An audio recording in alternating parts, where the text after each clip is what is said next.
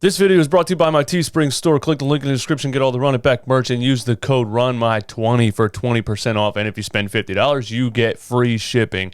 Wow. I just can't even handle all of the things that are consistently happening to this Sixers team. All of the things that are happening that make so much damn sense. It's just unbelievable. I heard about Daryl Morey. I knew what kind of manager, what kind of president he was. But wow. It's just, the funny thing is, it's not rocket science. This guy's not doing genius things. He's not out here doing things that are just astronomical. He's really just doing things that make sense. He's doing things that I believe at least 50% of Sixers fans would have done or would have tried to do. Now, of course, he knows how to do all of those things in the offices and in the intertwinings of the NBA executive world, right?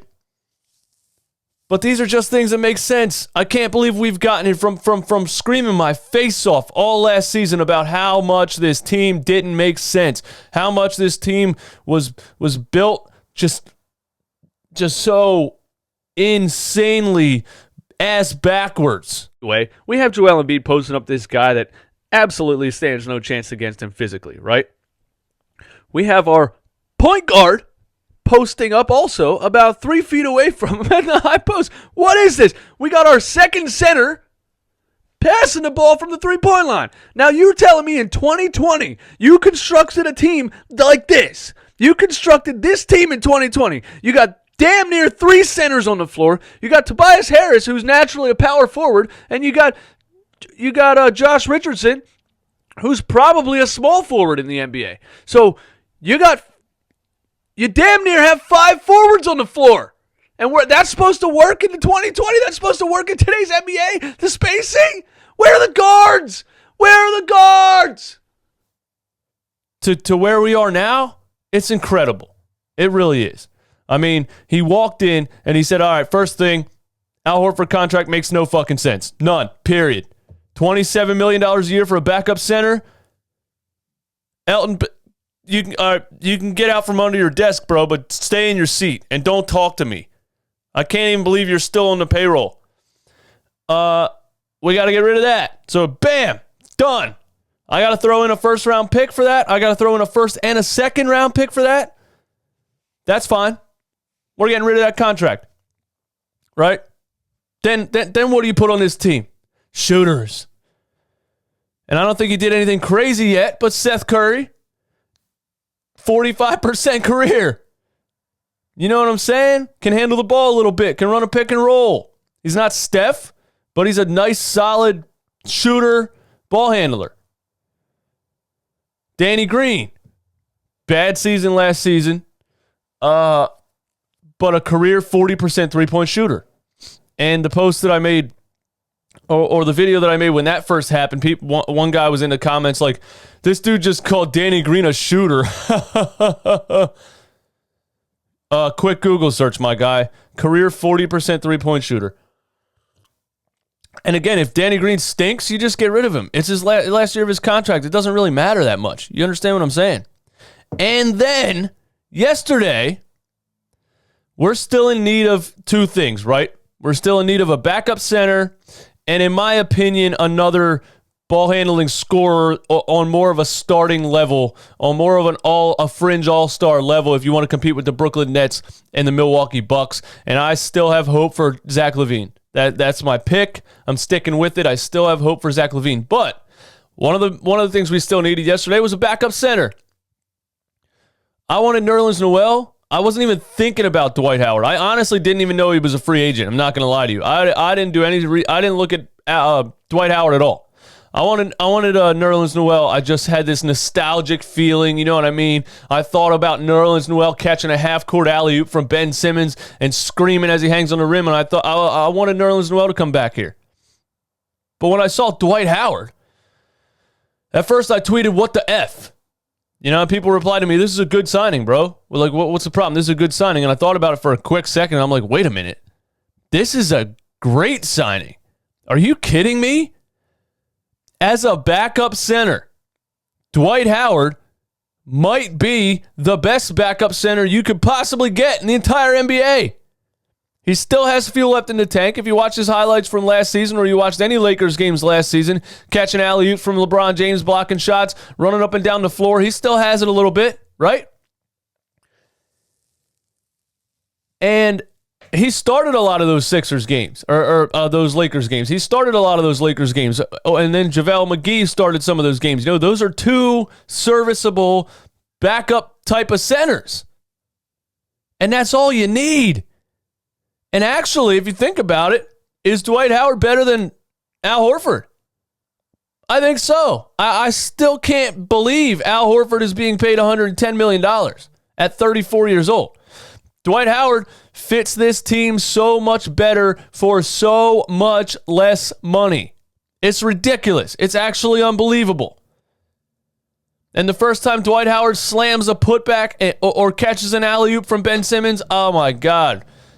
There's not going to be anybody in the Wells Fargo Center, which sucks. But it's going to be beautiful. And to get a physical specimen like that who still has fuel left in the tank for what do we pay him? League minimum? Unbelievable. Daryl Morey is just here doing things that make sense. That's what he's doing. I don't know what Elton Brand is thinking. He sat back as Daryl Morey undid everything he did last year and did things that make more sense. I don't even know what Elton Brand's role is. Elton Brand is like the restaurant manager that's really an assistant but tells everyone he's a manager and really he's just bussing tables wearing a suit. You know what I'm saying? Or he's in the back washing dishes in a suit because the dishwasher didn't show up or he quit. He's that manager. So, other than that, let's just go look at all of the Woj bombs, and I'll give you my opinion on all of the things that happened. Come on, keyboard, turn on, man. Woj on Twitter. All right, so Mo Harkless, don't give a crap about that. Miami Heat, okay. Eric Bledsoe. Oh, what do we got? We got a Steven Adams trade. Where did Steven Adams go? Steven Adams trade. All right, let's check it out.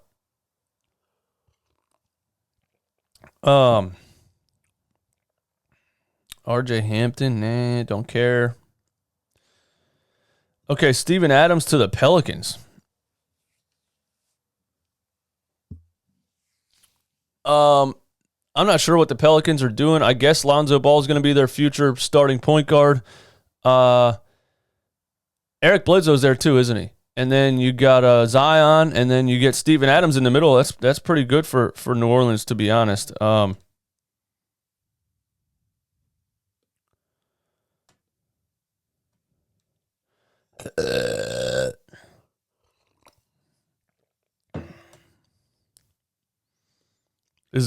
of this stuff is very confusing.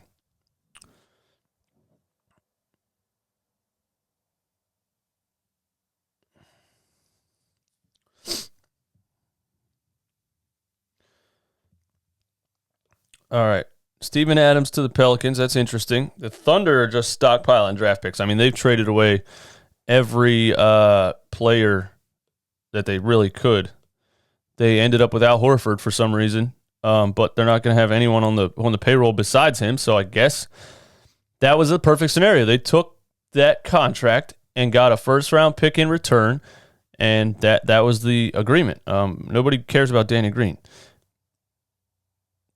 Oh, what happened? What happened here? James Johnson. Trevor Ariza and Justin Jackson are headed to OKC. Okay, so they get Justin Jackson. They get a young player. I don't really understand that too much. See, this is the thing about this free agency this year. Not a whole lot really happened. There hasn't been any bombs yet. You know what I mean? All the big players that were getting paid big money stayed at the teams that they were at. People got massively overpaid, which is funny because everybody was saying with coronavirus and we don't know how much the NBA lost in profits and how much the salary cap's going to be. Players are going to get paid less. And then James Harden gets offered $50 million a year. Davis Bertans gets an $80 million contract. $80 million? Come on, bro. I liked Bertans as a good, a nice addition. I would have loved him on the Sixers as a catch-and-shoot guy, but $80 million for Davis Bertans, you're out of your damn mind. Joe Harris got $75 million to stay in Brooklyn, that's a great signing for Brooklyn to keep him there next to Kevin Durant and Kyrie Irving. I don't know what's going to happen with James Harden if they're going to end up moving somebody for him. Joe Harris would be a player you would probably trade in a package. So that could end up being a sign and trade. Let's keep going here. James Johnson to the Mavericks. New Orleans and Milwaukee are expanding the original Jrue Holiday trade to include more teams and players. Oh, this is all part of the Jrue Holiday trade, including Steven Adams to the Pelicans. Wow. Shit's getting complicated. All right. Let's get to something that matters. Justin Holiday re-signs with the Pacers on a 3-year deal. So all the players that really had notoriety stayed with their teams. Here, Marcus Morris stayed with the Clippers, $64 million deal. Christian Wood goes to the Rockets. All hail Sixers processors. Christian Wood was a guy that never got a real opportunity here in Philadelphia. Part of the Brett Brown just inability to do anything that makes any sense. Christian Wood was a nice player, went to Detroit, played really good for Detroit, actually dropped a 35-point triple-double on us, I believe, and now Christian Wood got paid. So, man, congratulations to Christian Wood for coming out of the G League. Pretty sure he was undrafted all the way to a 3-year, $41 million deal with the Houston Rockets, man. Couldn't be happier for Christian Wood, man. That's just amazing. Great story, man. Great story. Processors live on, man. Joe Harris, $75 million. Alec Burks signs 1 year with the New York Knicks. That sucks. We loved Alec Burks. Coming off the bench, bucket getter. But with the cap space at where it's at now, I think it was $8 million before the Dwight Howard signing. You weren't going to give $6 million to Alec Burks. I don't know what he was getting paid on the contract he was on from Golden State, but we weren't about to pay Alec Burks $6 million. Especially since we got Seth Curry, who's probably coming off the bench in that same type of role. Come in, get buckets, better shooter, all that stuff. But, sad to see Alec Burks go, man. Loved Alec Burks, and I'll keep up with the rest of his career. It sucks that he goes to the New York Knicks because that's where everybody goes to die. Not sure what the Knicks are actually doing, but, it is what it is. Alec Burks might be a starting point guard on the New York Knicks, to be honest with you. Montrezl Harrell switches teams, goes from the Clippers to the Lakers. That's unbelievable. Patrick Beverley says something about it, and then he says he's happy for him, and really it's like some kind of animosity, and that'll be interesting when they play each other. It really will. What else we got? Jahlil Okafor will not quit playing basketball. Jahlil Okafor signs a 2-year deal with the Detroit Pistons. I have no clue what the Detroit Pistons are doing. The Detroit Pistons are letting players like Christian Wood walk, and they're signing players like Plumlee and Okafor. Who else did they sign, man? The Pistons are signing like 15 centers. Gave away all their cap money. I don't even understand what the plan is. I guess they're going to try to trade Blake Griffin, but I don't think anybody's giving up anything major for him at this point either. The Pistons front office is atrocious. I remember the Blake Griffin trade. I said when it happened, that's a terrible trade. They were happy. They thought they were getting superstar Blake Griffin. It's a terrible trade. Tried to play him next to Andre Drummond. Just doesn't make any sense. I don't know what the Detroit Pistons are doing, but they should be going the OKC route where you unload all your players, get up as many draft picks as you can, and get as much cap space as you can. Instead, they're out here paying people like Jahlil Okafor.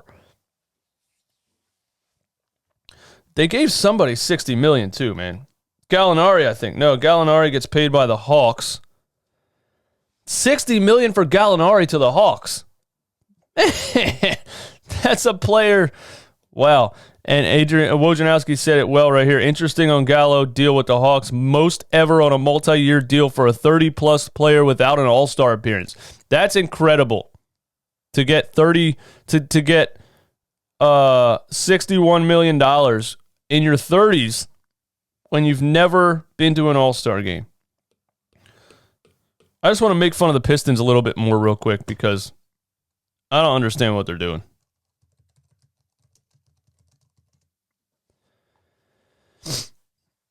Mason Plumlee to the Pistons. All right, they paid him $25 million. They paid Jahlil Okafor. They paid Jeremy Grant. That's the one. Jeremy Grant. They paid Jeremy Grant $60 million. What are they doing? Then they get a shooter or a guard in Josh Jackson, not a guard, a forward, but that dude was overhyped in his draft. But dude, what are the Pistons doing?